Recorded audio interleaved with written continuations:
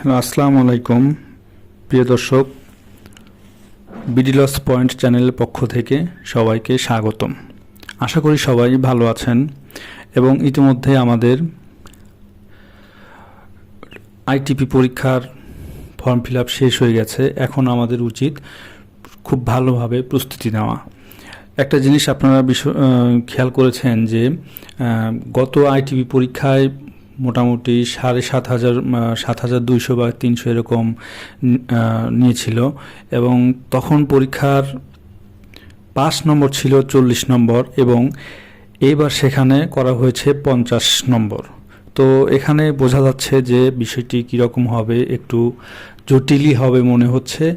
তো সেক্ষেত্রে আমাদেরকে ভালোভাবে পড়াশোনা করা ছাড়া, প্রিপারেশন নেওয়া ছাড়া কোনোই উপায় নেই।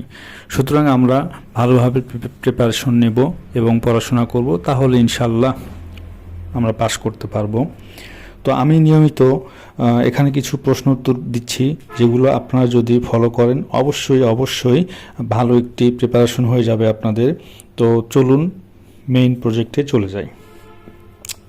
এখানে প্রথম প্রশ্ন আজকের, ব্যবসায়িক ক্ষতি সর্বোচ্চ কত বছর পর্যন্ত সমন্বয় করা যায়? ব্যবসায়িক ক্ষতি, এটা ইম্পর্ট্যান্ট একটি প্রশ্ন, যে পরবর্তী ছয় কর বর্ষে এটা সমন্বয় করা যায়। কোনো করদাতা কর্তৃক তাহার চা বাগানে চাষকৃত এবং তাহার নিজস্ব ফ্যাক্টরিতে উৎপাদিত চা এর বিক্রয়লব্ধ আয় কোন খাতের আয় হিসাবে গণ্য হবে? খুবই ইম্পর্ট্যান্ট একটি প্রশ্ন।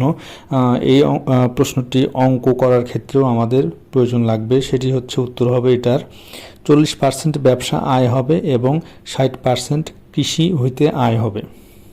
পরের প্রশ্ন, আয়কর আইনের 41(3) ধারার উল্লেখিত অতিরিক্ত অঙ্ক কোন খাতের আয় হিসাবে গণ্য হইবে? বিশেষ কৃষি আয় 41 ধারার উপধারা 3 কৃষিকাজে ব্যবহৃত কোনো পরিসম্পদ পরিত্যক্ত, নিশ্চিহ্ন বা ধ্বংস হইবার কারণে কোনো বীমা, স্যালভেজ বা ক্ষতিপূরণ হিসেবে প্রাপ্ত অর্থ। পরের প্রশ্ন, কোনো প্রাইভেট লিমিটেড কোম্পানি কর্তৃক স্বনির্ধারণী পদ্ধতিতে রিটার্ন দাখিলের ক্ষেত্রে পূর্ববর্তী বছরের আয় অপেক্ষা কত শতাংশ বেশি দেখাইলে তাহা নিরীক্ষা এর আওতায় পড়িবে না? এটা হবে হচ্ছে 20%-এর বেশি। কমিশনার আপিল এর আদেশের বিরুদ্ধে কোথায় আপিল দায়ের করিতে হয়? অর্থাৎ কমিশনার আপিলের আদেশের বিরুদ্ধে আপিলাত ট্রাইব্যুনাল এর নিকট আপিল দায়ের করিতে হয়। পরের প্রশ্ন হচ্ছে, অগ্রিম আয়কর প্রদানের 4টি কিস্তির সময়সীমা উল্লেখ করুন। অর্থাৎ অ্যাডভান্স ট্যাক্স, অগ্রিম আয়কর প্রদানের 4টি যে কিস্তি দিতে হয়, এটা কোন কোন তারিখে দিতে হয়? সেটি হলো, প্রথম কিস্তি 15 সেপ্টেম্বর, দ্বিতীয় কিস্তি 15 ডিসেম্বর, তৃতীয় কিস্তি 15 মার্চ, চতুর্থ কিস্তি 15 জুন। পরের প্রশ্ন, কে বা কাহারা একজন করদাতার অনুমোদিত প্রতিনিধি হইতে পারে? অর্থাৎ অনুমোদিত প্রতিনিধি কে কে হইতে পারে? এখানে কয়েকটি দেওয়া আছে। সেটি হচ্ছে, করদাতার পিতা মাতা, স্বামী বা স্ত্রী, পুত্র কন্যা, ভাই বা বোন। 2 নম্বর, করদাতার কোনো পূর্ণকালীন নিয়মিত কর্মচারী।